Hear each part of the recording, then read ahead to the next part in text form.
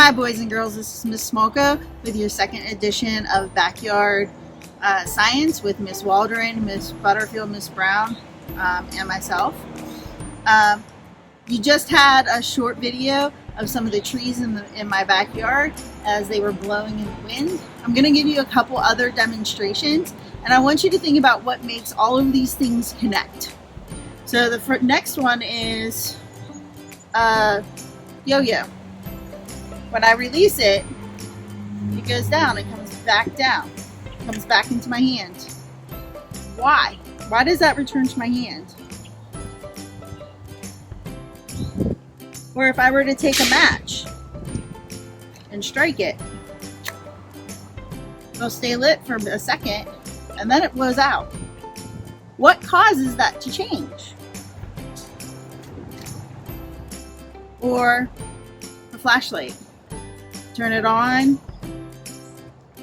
and you turn it off relatively easily. What do these things have in common? Or lastly, a tennis ball. If I drop it, it returns to my hands. Why does it return to my hands? Well, all these things have the same thing in common. They're all different forms of energy.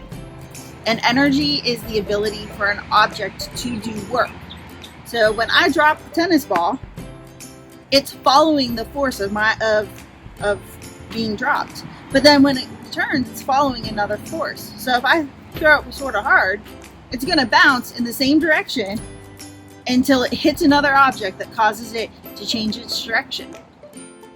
We've talked about lots of different energies throughout this year. We've talked about thermal energies, we've talked about convection energy, we've talked about radiation energy, and all these different energies fall into one of two different types of energy, either potential energy or kinetic energy. So you're going to move on and listen to Ms. Brown tell you a little bit about potential energy.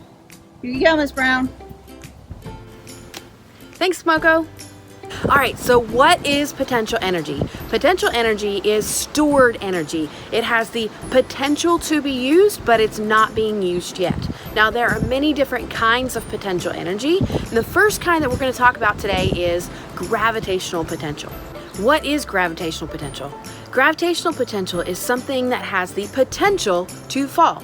Take this orange, for example. If I hold it up, it has the potential to fall down. The gravity is going to be pulling it down. Now, there are two different ways that we can increase the gravitational potential. The first way is just to increase the height. So I take this orange from here, which has gravitational potential. I bring it up higher, it's got even more gravitational potential. Now, the second way is to increase the mass of the object, or a different object that's got greater mass is going to have greater gravitational potential energy. So take, for example, this giant bouncy ball. It's got more gravitational potential energy than the orange does because it has a larger mass.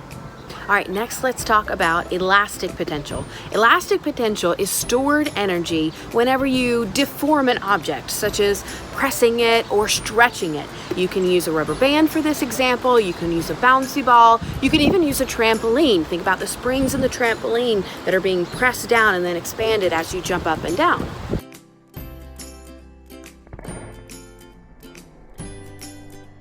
Now let's talk about chemical potential energy. Chemical potential energy can be found within the bonds of anything. Really, you think about food. What's holding this thing together is going to be the bonds between those atoms and molecules. And chemical energy can be found in between those. It can also be found in batteries, it can be found in you, and it can be found in the plants that you see behind me. Lastly, we're going to be talking about nuclear potential energy. Nuclear potential energy can be found within the nucleus of an atom, such as within the protons and the neutrons. The first example is nuclear fusion. That happens within the sun. It takes two hydrogen atoms and turns that into a helium. The second example is nuclear fusion, and this happens within like a nuclear power plant. They take one atom and split it into two. Now you're headed to go learn about kinetic with Miss Waldron. Here you go. Hey guys, I'm going to be talking to you about kinetic energy today. There's 5 different kinds of kinetic energy. You've got mechanical energy, we have electrical energy, thermal energy, radiant energy, sound energy, and that should be all 5 of them. I'm going to go into a little bit of detail about how all of these are related to kinetic, which means that they have movement. The first kind of energy I'm going to talk to you about is radiance. Now, I know in potential energy we talked about how the energy from the sun is nuclear, but the rays that come down from the sun are actually kinetic energy. Anything that comes in a wave type movement is actually moving. So the heat that's coming from the sun is coming down in waves, and that is considered kinetic energy. Mechanical energy is the movement of something from one place to the other, but it uses both kinetic and potential energy. When you ride a bike, when machines are going, these are all mechanical energies, but it's generally just the energy of movement. Thermal energy. Thermal energy is the energy of heat that you can feel. Thermal energy allows me to tell a difference between this cooler shaded section of my deck and this warm section of my deck. The reason that we consider this kinetic is because the warmth means that the atoms here are actually moving. They're moving faster than the atoms over here where it's cooler. So movement, once again, is kinetic energy.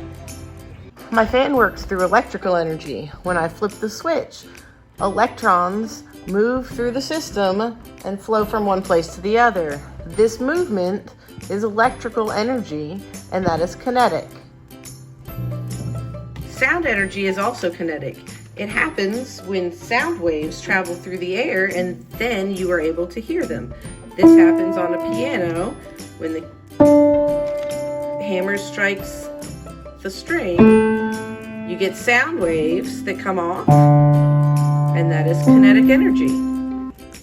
Guys, welcome to this week's edition of Backyard Science. Welcome back to Butterfield's yard.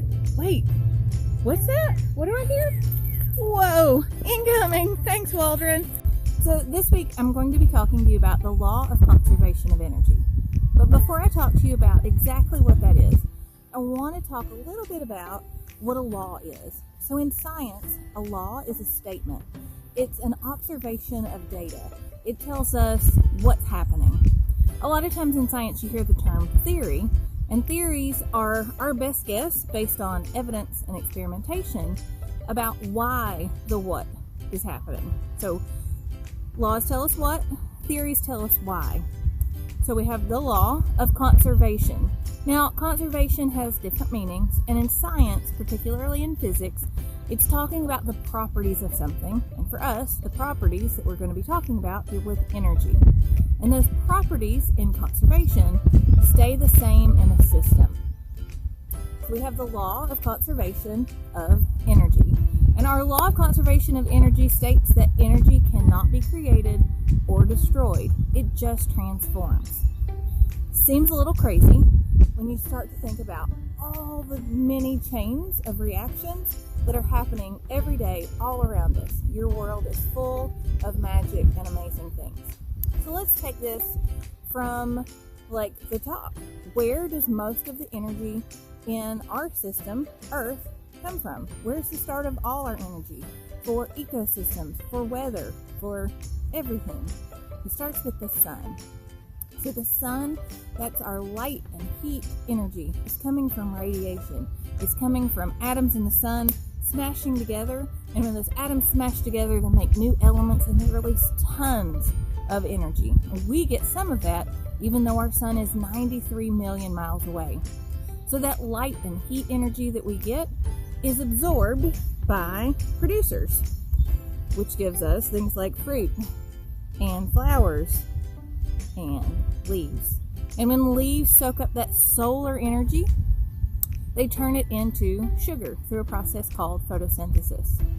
Once they turn it into a sugar in photosynthesis, consumers show up, right? We have producers, they produce their own food. Consumers show up and they take that light energy that's been turned into chemical energy in the form of sugar, and then we eat it, right? And we take that chemical energy in the form of food. We use our Mechanical energy in our mouth, the muscles, the potential energy when we stretch them, when we close them, and that chewing motion, those are all energy transformations. We're taking the chemical energy inside ourselves and we're turning it into eating power, right? So we eat the chemical energy, our body takes that energy in. Now, remember the energy pyramid when we talked about ecosystems and food chains, food webs, energy pyramids? Only 10% of the energy makes it from producers to primary consumers. What happens to all that energy? Because the law says energy cannot be created, nor can it be destroyed. Well, it's lost in chewing, movement, and lots of body heat, digestion, thinking, all the things that we do when we're alive to stay alive, to find more chemical energy. All of those things transform this chemical energy into kinetic movement energy, sometimes potential energy when we eat too much and we get a little around the middle, right? That's still chemical potential energy. It's waiting there like a battery. But we use a lot of it to make body heat so we can stay warm and our body can function, to digest, to think, to speak, to see. All of these things are energy transformations. So one last quick review. Law of conservation of energy states that energy cannot be created or destroyed. It just transforms. So look for all the magic in your whole day. Look at all the energy transformations that take place. Think about the energy transformations that are taking place in the device you're watching this video on. And remember that all that energy originally came from the sun. Hey, Miss Brown, I think Emery needs a snack. Here it comes. Thanks, Butterfield.